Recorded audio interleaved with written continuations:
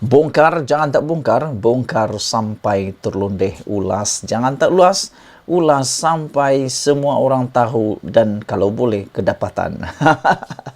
Oke, malam ini kita nak cerita tentang satu isu yang berkaitan dengan Khairy Jamaluddin.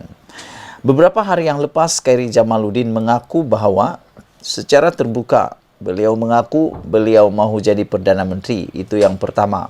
Yang kedua, Khairy Jamaluddin juga telah mengaku dan telah mendedahkan beliau mahu satu hari nanti akan menjadi pemimpin utama dalam UMNO. Dengan kata lain, mungkin Khairy Jamaluddin mahu jadi Presiden UMNO pada masa akan datang. Tapi yang lebih mengecewakan ialah apabila Khairy mengatakan mahu jadi Perdana Menteri, ada pula orang dalam majlis tertinggi UMNO menegur Khairy Jamaluddin. Beliau berkata ini bukan masa untuk bercakap mahu jadi Perdana Menteri, tapi harus fokus pada pilihan raya. Aku fikir, pada pendapat aku, apa yang Khairy Jamaluddin cakap itu tidak salah. Dan rakyat sebenarnya melihat ini satu peluang untuk Malaysia mempunyai pemimpin baru yang berpotensi dan bagus. Khairy Jamaluddin adalah aset Barisan Nasional yang mampu membawa Malaysia ke satu level yang baru. Tapi nampaknya apabila Khairy mengatakan begitu, orang-orang UMNO mula seperti kepanasan dan ada sudah yang menegur Khairy Jamaluddin. Tapi isunya malam ini, pengakuan terbuka Khairy Jamaluddin mahu jadi Perdana Menteri ini boleh menempah kekalahan kepada Khairy Jamaluddin. Sebelum kita nak teruskan ulasan ini, jangan lupa kamu tinggalkan komen anda tentang persoalan ini. Pengakuan terbuka mahu jadi Perdana Menteri, Khairy Jamaluddin tempah kekalahan. Adakah dengan pengakuan mahu jadi Perdana Menteri ini, Khairy akan kalah di Sungai Buloh? Atau dengan pengakuan Khairy Jamaluddin mahu jadi Perdana Menteri itu akan memberikan impak baru positif kepada Khairy Jamaluddin di Sungai Buloh? Kalau ini berlaku, ini satu berita yang memang kita nak tunggu. Aku nak tunggu Khairy Jamaluddin sebenarnya boleh menang dan boleh mencantas semua pemimpin-pemimpin yang telah memberikan laluan bunuh diri kepada Khairy Jamaluddin ini di Sungai Buloh. Rasanya Khairy Jamaluddin atau KJ adalah pemimpin UMNO yang pertama secara terbuka mahu dirinya jadi Perdana Menteri.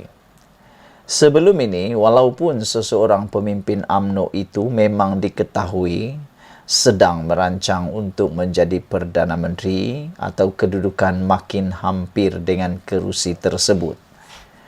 Tetapi tidak pernah ada yang secara terbuka mengaku mahu jadi Perdana Menteri. Secara umumnya, mereka masih berselindung atau malu-malu untuk mengakui mahu jadi Perdana Menteri. Walaupun dalam hati sudah mahu sangat nak jadi Perdana Menteri. Ini kerana risiko membuat pengakuan itu boleh menjadi senjata yang menikam karier sendiri akhirnya. Pak Lah atau Tun Abdullah Badawi ketika sudah memegang jawatan timbalan Perdana Menteri pun tidak pernah secara terbuka mengaku mahu jadi Perdana Menteri. Beliau ketika itu tetap menjadi timbalan yang setia kepada Tun Mahathir, sehinggalah diserahkan jawatan itu kepadanya pada tahun 2003. Begitu juga dengan semua Perdana Menteri yang lain. Sebelum sampai ke jawatan Perdana Menteri, tidak pernah mereka secara terbuka meluahkan keinginan dalam hati terhadap jawatan tertinggi itu. Ismail Sabri sebelum jadi Perdana Menteri tidak pernah kita dengar ada mengakui secara terbuka mahu jadi Perdana Menteri. Begitu juga dengan pemimpin lain seperti Hisamuddin Tun Hussein.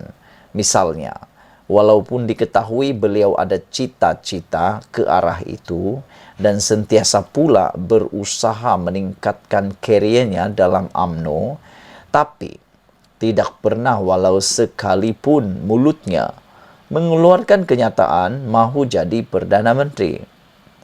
Lain benar nampaknya dengan KJ.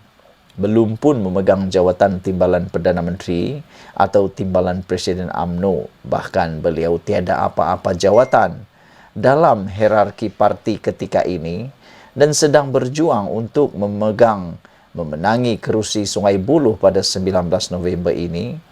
Luahan keinginan menjadi Perdana Menteri itu sudah pun diluahkannya secara terbuka. Kalau orang Sungai Buloh menangkan saya, Sungai Buloh bukan hadnya. Saya bawa orang Sungai Buloh.